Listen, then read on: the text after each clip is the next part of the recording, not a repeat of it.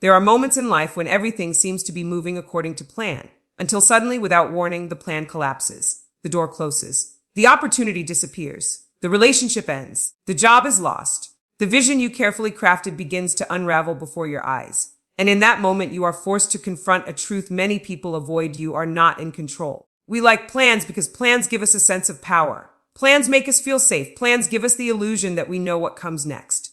But God is not obligated to honor a plan he did not authorize. And when God steps in and changes your plan, it is not an accident. It is an intervention. Some of you are here today because God interrupted your schedule. He interrupted your expectations. He interrupted your comfort zone. And instead of clarity, he gave you uncertainty.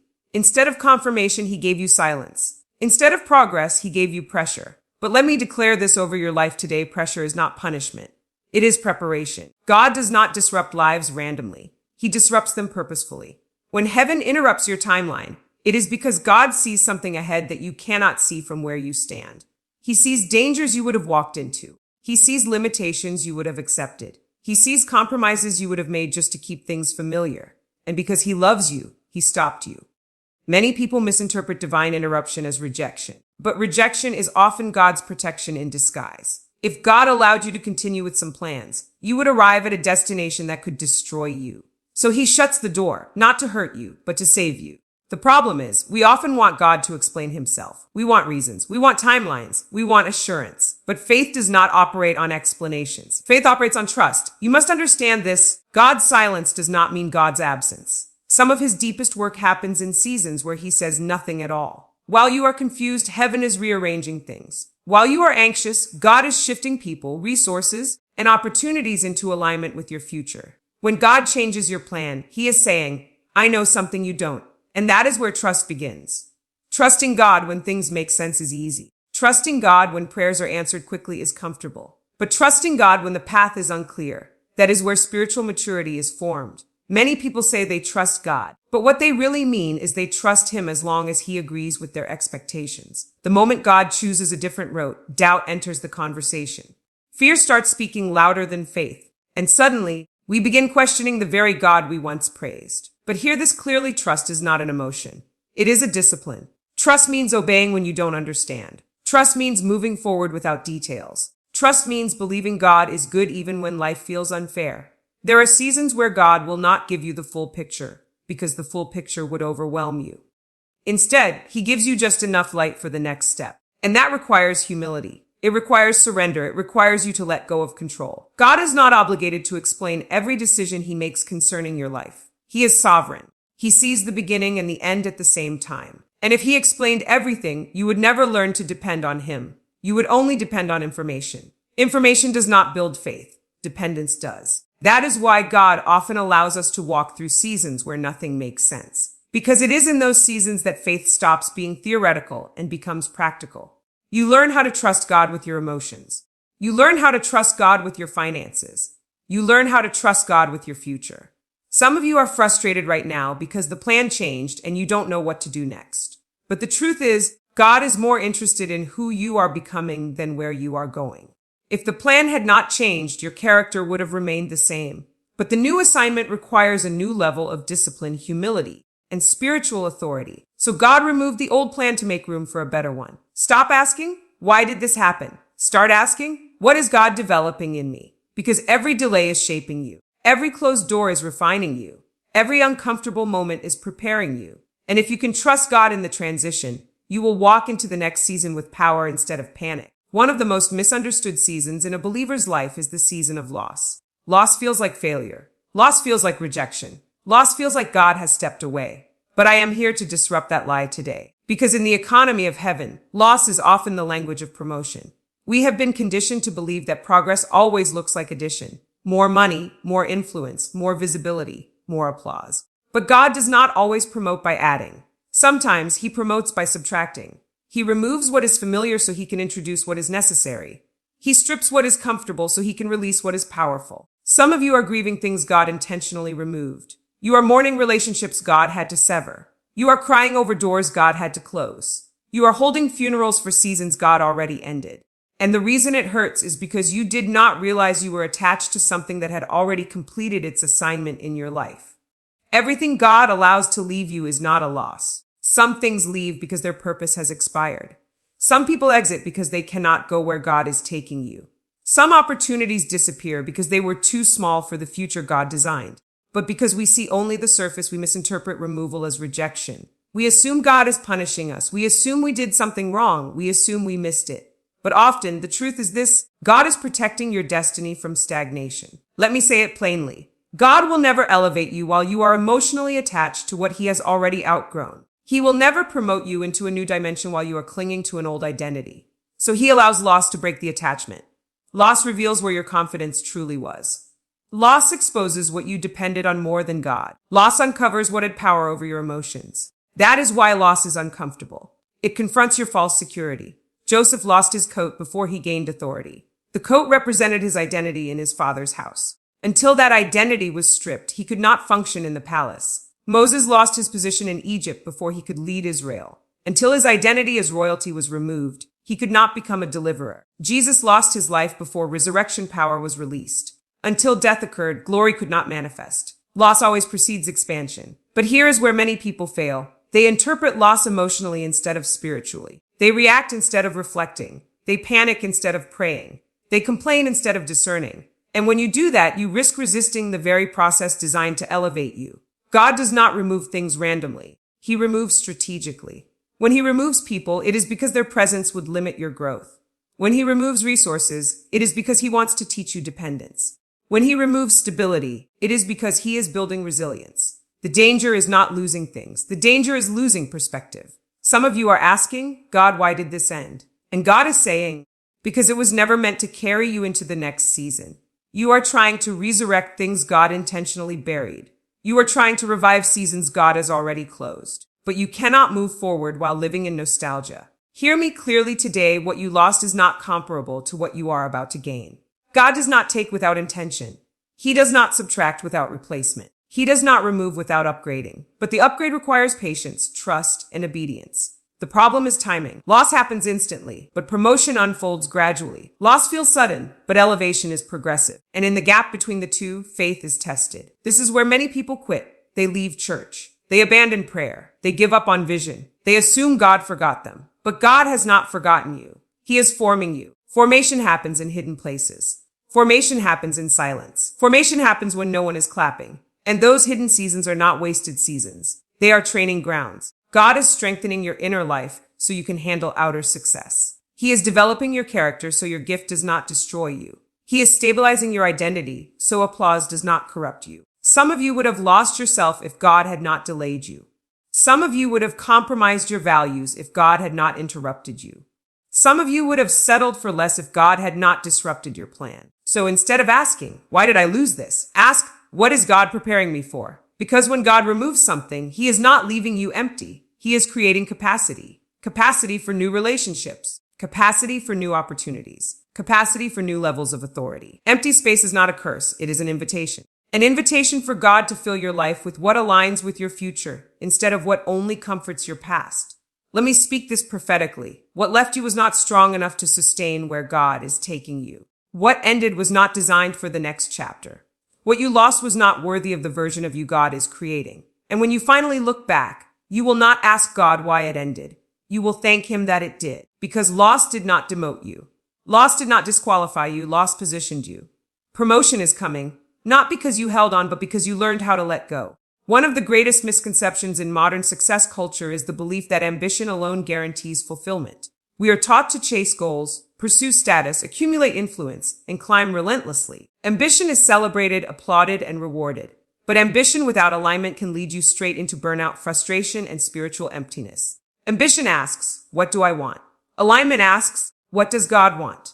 Ambition is fueled by desire. Alignment is sustained by purpose. There are people who are wildly successful by the world's standards, yet internally broken because they built lives God never assigned them to build. They are exhausted not because they are doing too much, but because they are doing what they were never called to do. When God changes your plan, it is often because your ambition outpaced your alignment. You were moving fast, but not necessarily moving right. You were progressing, but not necessarily progressing in purpose. And because God is a God of destiny, not just achievement, He stepped in to redirect your trajectory. Let me say this with clarity. God does not bless every good idea. He blesses his idea. You can have passion and still be misaligned. You can have talent and still be out of position. You can have momentum and still be heading in the wrong direction. And God loves you too much to let you succeed in something that will eventually destroy you. That is why he interrupts. That is why he disrupts. That is why he shifts. Alignment matters more than speed. Alignment matters more than applause. Alignment matters more than results. Because when you are aligned, you don't have to force doors open. Doors open because heaven recognizes you belong there. When alignment is present, provision follows naturally. When alignment is present, peace accompanies progress. When alignment is present, your work produces lasting impact instead of temporary success. The problem with ambition is that it often ignores the cost. Ambition will push you to sacrifice family, health, integrity, and spiritual depth just to achieve a goal. But alignment never demands a sacrifice God did not authorize. If God didn't give it, you don't need to bleed for it. Some of you are tired because you are fighting for things God never assigned you to fight for. You are striving for validation from people God never told you to impress. You are chasing platforms God never called you to stand on. And God is saying rest, reset, realign, because you cannot outrun alignment and expect peace to follow. Jesus himself modeled alignment over ambition. He could have pursued political power, social influence, and public recognition. But instead, he said, I only do what I see the Father do. His authority came from alignment, not ambition. That is why his words carried power. That is why his presence shifted atmospheres. That is why even storms obeyed him. Authority flows from alignment. You want influence. Get aligned. You want clarity. You want sustainability. Get aligned. Alignment requires humility because it forces you to submit your will to God's will. It requires patience because God's timing rarely matches your urgency. It requires courage because alignment sometimes takes you away from familiar applause into unfamiliar obedience. But the reward of alignment is peace. Peace when doors close. Peace when plans change. Peace when others don't understand your choices. Because when you are aligned, you don't need external validation. You already know you are where God placed you. Some of you are in a season where God stripped your ambition so he could reveal your assignment. He removed the noise so you could hear his voice. He slowed you down so you could recognize direction. That season is not punishment. It is mercy. Because ambition builds platforms, but alignment builds legacies. Ambition produces followers, but alignment produces impact. Ambition seeks recognition, but alignment produces authority. And when you are aligned, you will notice something powerful. You stop forcing outcomes. You stop manipulating situations. You stop striving for approval. Instead, you begin flowing with divine timing. God's plan may take longer, but it lasts longer. God's process may feel slower, but it produces deeper results. God's direction may feel uncertain, but it leads to fulfillment. So let go of the need to rush. Let go of the pressure to compete. Let go of the fear of missing out. Because what is meant for you will not require you to compromise your soul. When God changes your plan, he is not removing your future. He is refining it. He is not blocking your progress. He is redirecting it. He is not denying your dreams. He is upgrading them. And when alignment is complete, you will look back and realize the delay was not denial. The interruption was not rejection. And the redirection was not punishment, it was purpose. One of the most powerful yet misunderstood words in the life of faith is surrender. In a culture that celebrates control, dominance, and self-determination, surrender is often viewed as weakness. But in the kingdom of God, surrender is not defeat, it is divine alignment.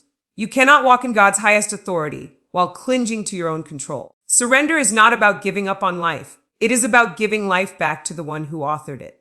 It is the moment you stop insisting on your way and start trusting God's wisdom above your own. And this is where many people struggle, because surrender requires humility. Pride says, I can handle this. Faith says, God, I trust you with this. Pride wants control. Faith embraces dependence. When God changes your plan, he is inviting you into surrender, not because he wants to limit you, but because he wants to lead you.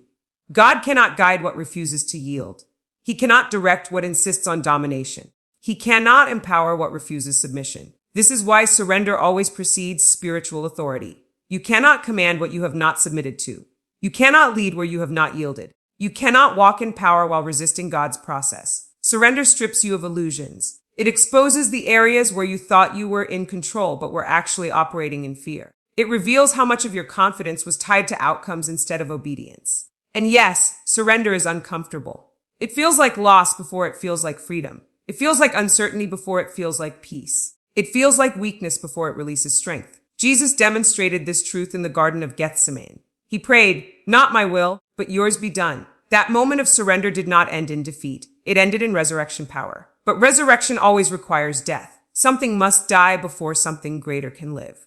For some of you, what needs to die is control. For others, it is pride. For others, it is fear disguised as caution. You are not afraid because you lack faith. You are afraid because you are being asked to trust God at a deeper level than ever before.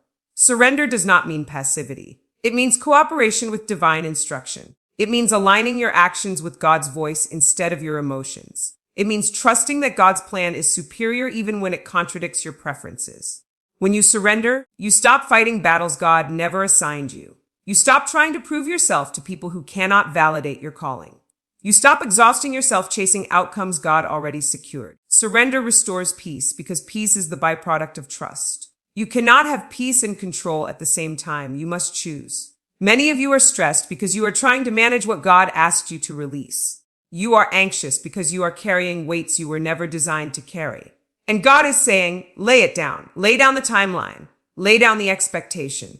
Lay down the pressure to figure everything out. God does not require you to know the outcome. He requires you to trust the process. And when you surrender, something powerful happens. Authority is transferred. Heaven backs what is yielded.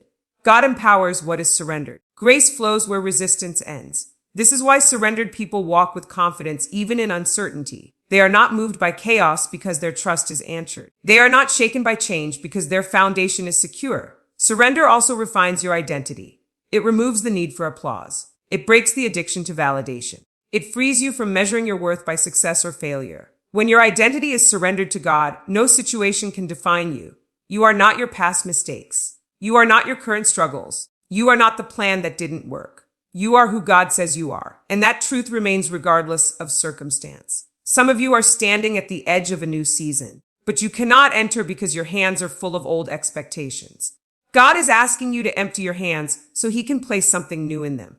You cannot receive while clinging. You cannot move forward while holding back. You cannot grow while resisting change. Surrender is not about losing yourself. It is about discovering who you were always meant to be. And when surrender is complete, fear loses its grip. Anxiety loosens its hold. Peace becomes your posture. Confidence becomes your language. Because surrendered people know something others don't. God never fails those who trust Him. So let go. Release the plan. Trust the author. Because what God is preparing for you requires a surrendered heart, a yielded mind, and an obedient spirit. And what comes next will make the surrender worth it.